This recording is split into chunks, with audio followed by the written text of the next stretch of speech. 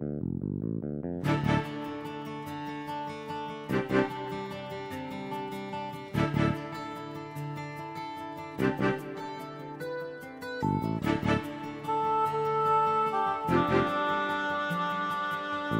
think, based on the work that I've done, that during a big hurricane or storm, vegetation adds friction to the water and waves as they move through the water column.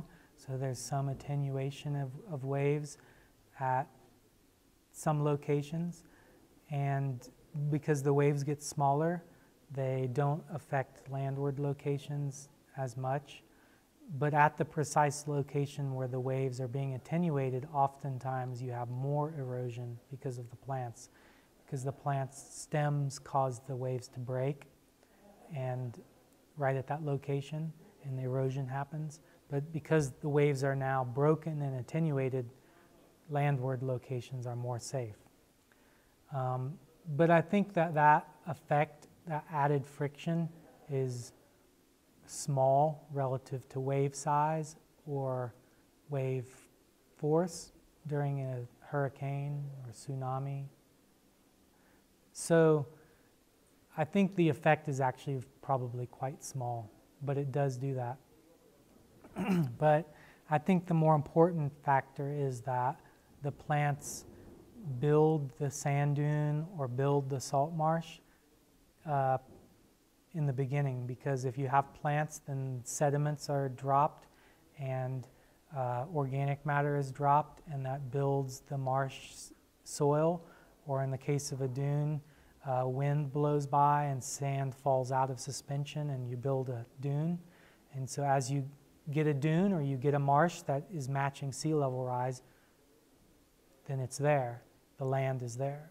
If you have no vegetation, then there's no land, and there's no dune or there's no marsh to begin with. So when the storm hits, the vegetation doesn't matter that second or that day, but what matters is that the vegetation built the land in the previous 10 years or the previous 100 years. So I think vegetation alters and changes the geomorphology of the coast. It alters the coastal landform. But that takes decades or centuries. But if you have no vegetation, then your coast is much more at risk.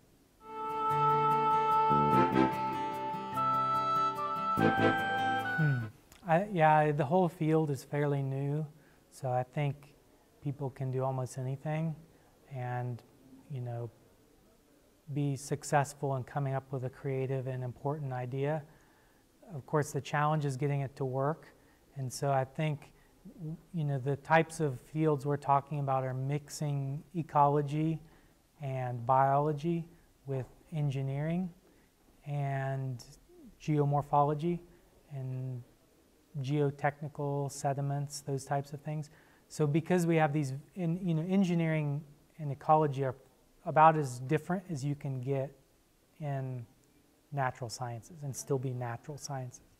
And so the challenge is trying to talk to each other and to come up and overcome our biases for how we can design experiments together as engineers and as ecologists. So that's the challenge. But the idea is you can choose anything almost, and it's new, novel, and important. I mean, if I have to say, maybe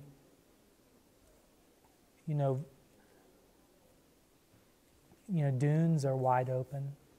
We don't know much about dunes and storms and vegetation on dunes. We know a lot more about salt marshes, wetlands, and seagrass. But dunes are a new thing. There's like no publications, no data, no nothing on dunes.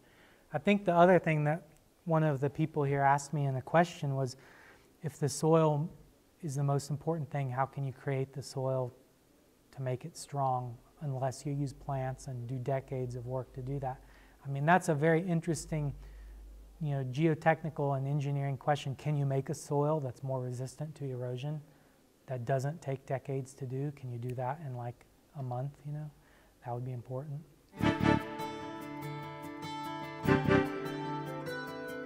Yeah, I mean, you know, the flumes that I see, they look very good, and, you know, they're the standard that I see. I'm not an engineer, so I'm not the best person to know about wave flumes, but I've worked in at least 3 different types.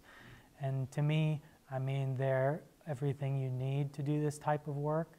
In fact, I think it's almost, you know, it seems like you have kind of like a medium-sized flume and a small flume. And then there's really large flumes for 3D work. You don't have a large 3D flume here, but I think for the type of work we're talking about, you don't want that. You want just 2D, cross-shore, medium to small flumes, because that's the best way to answer the question. And so I think the flumes and the facilities are perfect, and the expertise is perfect.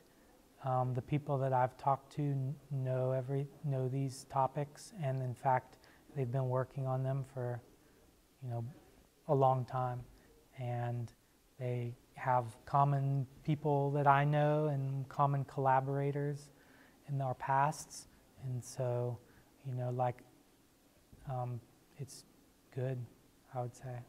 I appreciate everyone's hospitality and niceness, and you know, thank you for listening.